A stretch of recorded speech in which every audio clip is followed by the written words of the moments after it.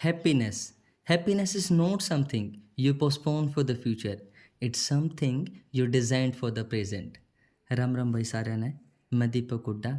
आज हमारा चौथा दिन है भाई। हम 12th क्लास ज्योग्राफी पे चले हुए हैं।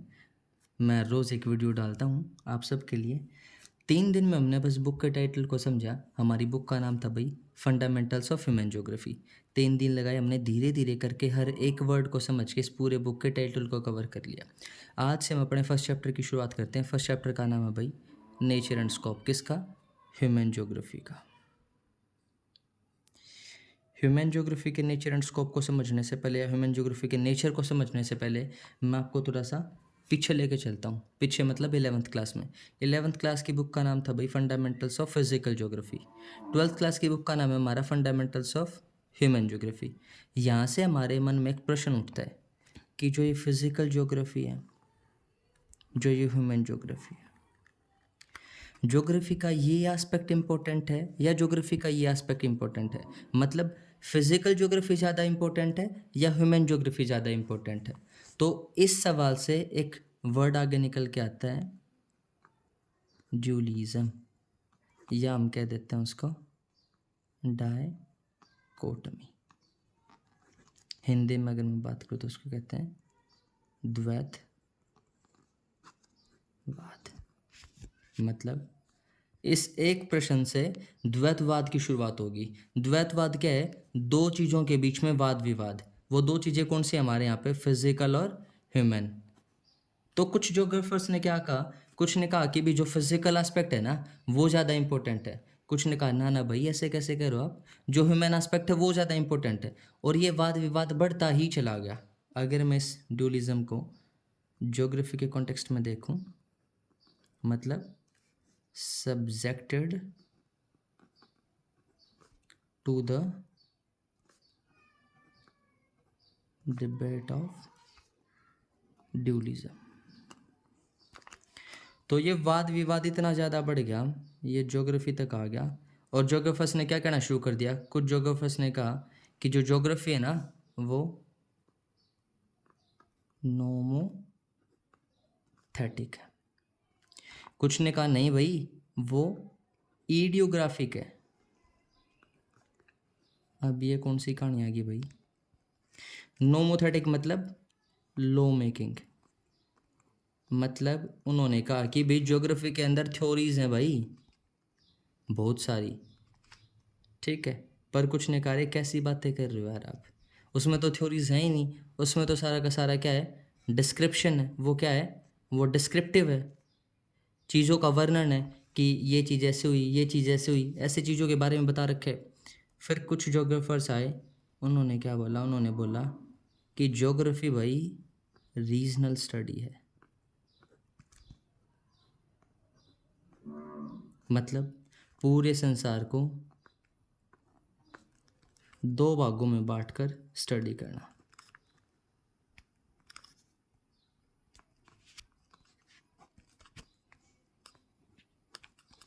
फिर कुछ ज्योग्राफर्स ने कहा रे कैसी बातें कर रहे हो यार, वो तो सिस्टमेटिक स्टडी है।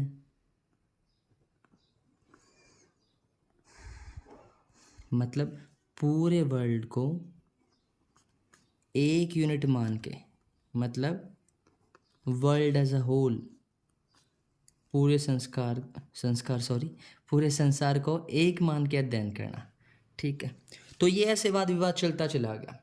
तो मतलब इससे क्या समझ में आया आखिरकार में? इससे हमें ये पता चला कि जो ये ड्यूरिज्म या जो डाइकोटमी वाला कॉन्सेप्ट था ना, हाँ ज्योग्राफी ने इससे सफ़र जरूर किया। ज्योग्राफी सफ़र्स फ्रॉम डाइकोटमी, पर जो ये ड्यूलिज्म या डाइकोटमी है ये कोई वैलिड वन नहीं है भाई। ये वैलिड नहीं है, हम इसको वैलिड नहीं मान सकते। क्यों नहीं मान सकते भाई? जितना फिजिकल ज्योग्राफी ज़रूरी है ना, जितना फिजिकल एस्पेक्ट ज़रूरी है उतना ही ह्यूमन एस्पेक्ट भी है भाई। जितना ये तवज्जो रखता है उतना ये भी रखता है भाई। जितनी इसकी प्रायोरिटीज़ हैं उसकी इतनी भी है भाई। तो मतलब हम दोनों चीज़ों को क्या कह सकते हैं? हम कह सकते हैं कि भाई ये two sides of a coin है। मतलब ये दो सिक्के के एक पहलू हैं, हम ऐसे ज़रूर कह सकते हैं। और मैं आपको एक बात बता दूं, प्रकृति और मानव मतलब फिजिकल और ह्यूमन, इनके बीच तो कभी द्वैतवाद हो ही नहीं सकता भाई।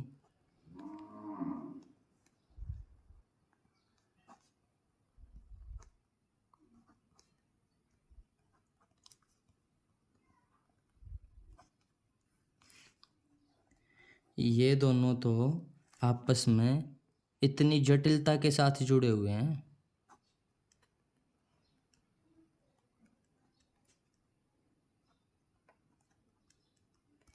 कितनी जटिलता से जुड़े हुए हैं आपको जानकर हैरानी होगी कि जितने भी फिजिकल फीचर्स हैं, जितने भी फिजिकल एलिमेंट्स हैं, जितने भी फिजिकल एस्पेक्ट्स हैं, बहुत सारे ज्योग्राफर्स ने उन फिजिकल फीचर्स को, एस्पेक्ट्स को, एलिमेंट्स को हमारे मतलब मानव शरीर के अंगों के साथ जोड़ रखा है।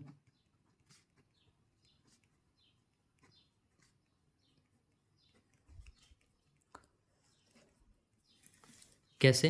एग्जांपल देता हूँ। रिवर है, रिवर के लिए वर्ड यूज किया माउथ।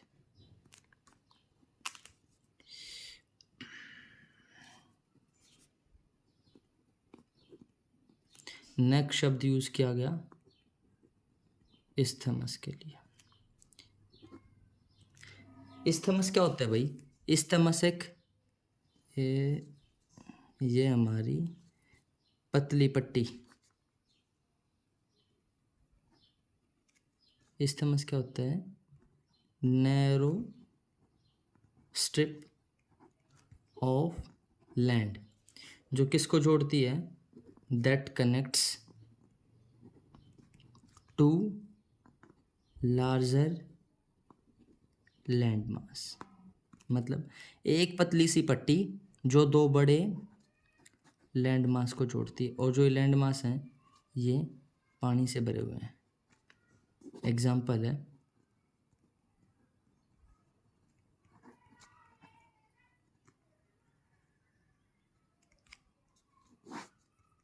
Isthmus of Panama. ये किसको जोड़ता है?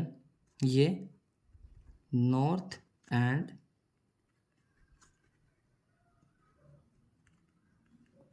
साउथ अमेरिका को जोड़ता है। फिर आगे आते हैं फेस। फेस शब्द का यूज किया गया अर्थ के लिए। फिर आता है नोज। नोज शब्द का यूज किया गया ग्लेशियर्स के लिए। फिर आता है आई। आई शब्द का यूज किया गया किसके लिए? साइक्लोन्स के लिए, स्टॉर्म्स के लिए, आंधी तूफान के लिए। और भी बहुत सारे वर्ड हैं। हाँ, सोयल के लिए वर्ड यूज किया गया प्रोफाइल। हम बोलते हैं प्रोफाइल ऑफ द सॉइल। ऐसे ऐसे और भी बहुत सारे मेटाफर्स हैं। जैसे कुछ जर्मन ज्योग्राफर्स थे जिन्होंने क्या किया? रीजन्स, विलेजेस और टाउन्स का वर्णन किया किस वर्ड से? ऑर्गेनिज्म वर्ड से, मतलब जीव। अच्छा, स्टेट और कंट्री COUNTRY, इनका वर्णन किससे किया गया? लिविंग ऑर्गेनिज्म से।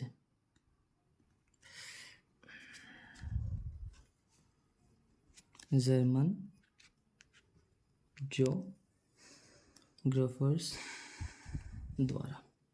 फिर जितने भी रेल, जितने भी रोड, जितने भी वाटरवेज, मतलब जितने भी रेल नेटवर्क्स हैं, जितने भी रोड नेटवर्क्स हैं और जितने भी वाटरवेज हैं, इन सब के लिए क्या वर्ड यूज़ किया गया? आर्टरीज ऑफ सर्कुलेशन, मतलब धमनियों का प्री संचरण।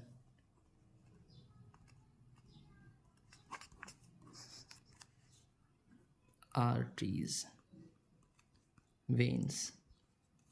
हमने बायो में पढ़ा है, मतलब साइंस में जब हम 6th क्लास में होते हैं तो हमने पढ़ा है आर्टरीज और वेन्स। ये क्या होती हैं? Blood vessels. ठीक है। आर्टरीज क्या करती हैं? खून को लेके जाती हैं दिल से शरीर के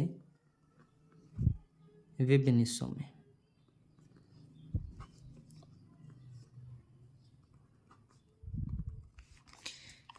वेन्स क्या करती हैं भाई? इसका उल्टा करती हैं, खून को लेके आती हैं कहाँ से? शरीर के विभिन्न हिस्सों से दिल तक। ठीक है। आर्टरीज कैसा ब्लड लेती हैं? ये ऑक्सीजन रिच ब्लड, या हम कह दें ऑक्सीजनेटेड ब्लड। वेन्स कैसा ब्लड लेती हैं? ये ऑक्सीजन पुअर ब्लड, मतलब डीऑक्सीजनेटेड ब्लड। ये मैंने क्यों बताया? ये बेसिक सी चीज़ें हैं, ठीक है, ये हमें पता होनी चाहिए। कुल मिला के बात क्या है, मैंने अभी इतने मेटाफर्स बताए। इन मेटाफर्स से हमें क्या पता चलता है? इन सभी मेटाफर्स से हमें क्या पता चलता है भाई? कि ज्योग्राफी है वो एक इंटीग्रेटेड डिसिप्लिन है भाई। इंटीग्रेटेड डिसिप्लिन मतलब उसमें चीज़ें आपस में जुड़ी हुई हैं, मतलब वो फिजिकल और ह्यूमन ज्योग्राफी दोनों को साथ लेके चलता है। मैंने ये सब बातें आपको क्यों बताई? हमारा आज का टॉपिक था कि भाई नेचर क्या है ह्यूमन ज्योग्राफी का, ह्यूमन ज्योग्राफी की प्रकृति कैसी है, nature of human geography.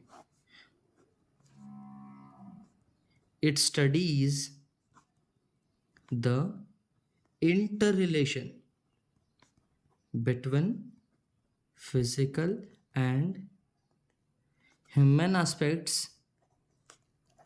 of our society। मतलब ह्यूमन ज्योग्राफी का नेचर कैसा है, उसमें दोनों चीज़ों की स्टडी होती है, फिजिकल एस्पेक्ट्स की भी और ह्यूमन एस्पेक्ट्स के भी। इन मेटाफर्स से हमें क्या पता चला? इन सभी मेटाफर्स से हमें यही पता चला कि कैसे फिजिकल और ह्यूमन आपस में जुड़े हुए हैं। आज हमने क्या देखा? आज हमने बुक के फर्स्ट चैप्टर से शुरू किया, human geography, nature and scope. Nature of human geography को समझाने के लिए मैंने आपको चीज़ों को पीछे से जोड़ना शुरू किया। मैंने 11th क्लास से चीज़ें जोड़नी शुरू की कि भाई कैसे 11th क्लास की बुक का नाम था fundamentals of physical geography, 12th class की बुक का नाम है फंडामेंटल्स ऑफ ह्यूमन ज्योग्राफी। यहाँ से हमारे दिमाग में एक प्रश्न उठता है कि भाई क्या ये फिजिकल एस्पेक्ट इंपॉर्टेंट ज़्यादा है या ये ह्यूमन ज्योग्राफी ये एस्पेक्ट इंपॉर्टेंट ज़्यादा है? उससे द्वैतवाद की शुरुआत होगी, ड्यूलिज्म की शुरुआत होगी, और धीरे धीरे वो द्वैतवाद बढ़ता चला गया। और जब वो ज्योग्राफी के कॉन्टेक्स्ट में हमने देखा तो उसमें भी वो द्वैतवाद कहीं ना कहीं दिखा। कैसे दिखा? कि कुछ ज्योग्राफर्स ने कहा कि जो ज्योग्राफी है वो नोमोथेटिक है, मतलब उसमें लॉ मेकिंग है, उसमें थ्योरीज हैं। पर किसी ने क्या कहा? नहीं भाई, वो आइडियोग्राफिक है, उसमें डिस्क्रिप्शन है चीज़ों का। किसी ने रीजनल स्टडी बताया उसको, किसी ने सिस्टमेटिक स्टडी बताया। तो आखिर में हम कहाँ पहुँचे कि मानते हैं कि भाई ज्योग्राफी ने सफ़र किया डाइकोटमी से, ज्योग्राफी ने सफ़र किया ड्यूलिज्म से, पर जो है ड्यूलिज्म और डाइकोटमी है ये कोई वैलिड वन नहीं है भाई। हम इसको वैलिड नहीं ठहरा सकते। क्यों नहीं ठहरा सकते? हम ना तो इसको ज़्यादा इंपॉर्टेंस दे सकते ना इसको ज़्यादा इंपॉर्टेंस दे सकते, हमें दोनों चीज़ों को एक साथ लेके चलना पड़ता है।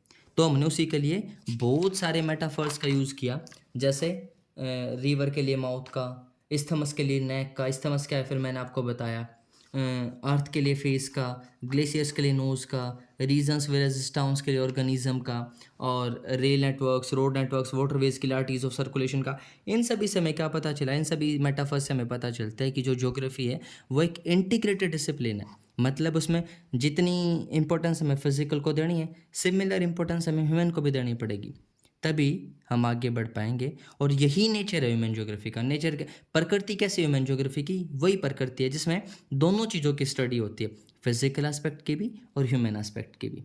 आज के लिए इतना ही। कल हम इससे आगे शुरू करेंगे, कुछ टर्म्स हैं नेचुरलाइजेशन और ह्यूमनाइजेशन, उनको देखेंगे। आज के लिए इतना ही। Thank you so much.